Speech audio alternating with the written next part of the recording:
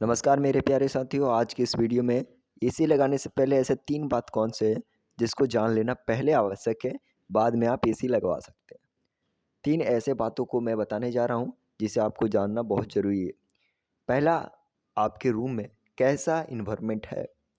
Then ऐसे जगह में आप एसी लगवाएँ जहाँ अत्यधिक गर्मी पड़ती है। फर्स्ट ये है कि अगर आपकी घर की बिजली में अप डाउन वोल्टेज होता है, देन आपको सबसे पहले उसे ठीक करवाना है कि अप डाउन वोल्टेज कैसे हो रहा है।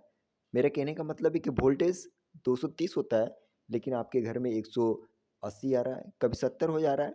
इसलिए सबसे पहले अपने वोल्टेज को सही करवाएंगे, इसके बाद ही एसी लेने का विचार करेंगे। दूसरा चीज़ है कि ये आप कैसे चेक कर पाएंगे। इसके लिए आपको अपने मल्टीमीटर को लेना है। मल्टीमीटर नहीं है तो टेस्टर, घर में टेस्टर ज़रूर होगा। एक अंधेरे रूम में फ्लैश लाइट जला लीजिएगा अपने फ़ोन का, और सॉकेट में राइट साइड में अपने फेज लाइन में उस छेद में डालना है। सॉकेट के राइट साइड वाले छेद में डालना है, और आपको दिखेगा कि जब आप स्विच ऑन करेंगे तो आपको वहाँ टेस्टर में लाइट जलता हुआ मिलेगा।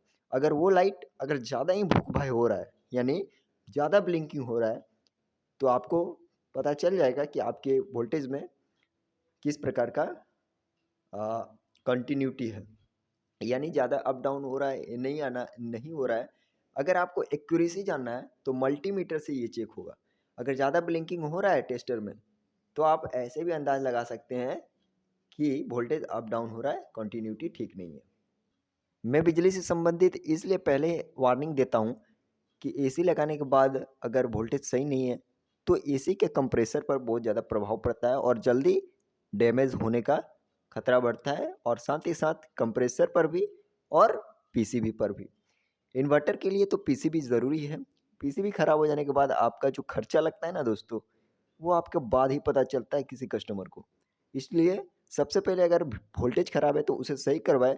वोल्टेज न्यूट्रल के कारण भी खराब रहता है।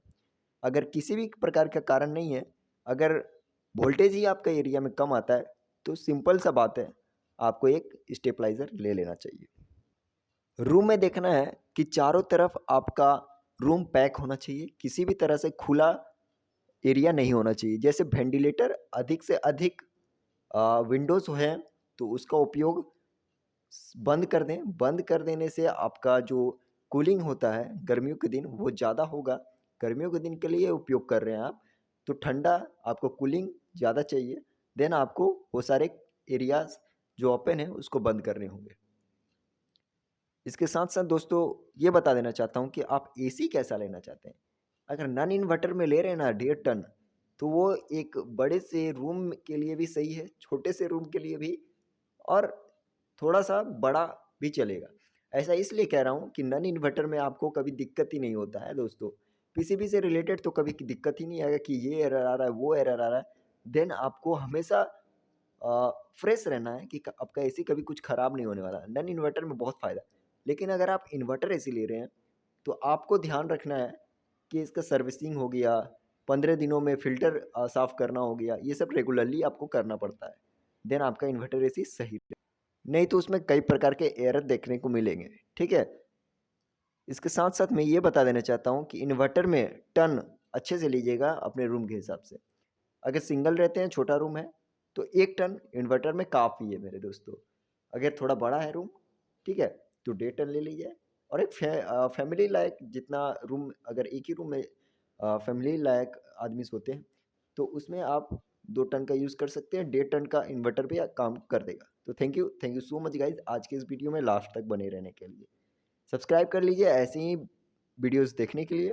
फिर मिलेंगे एक नए वीडियो में। जय हिंद, जय भारत।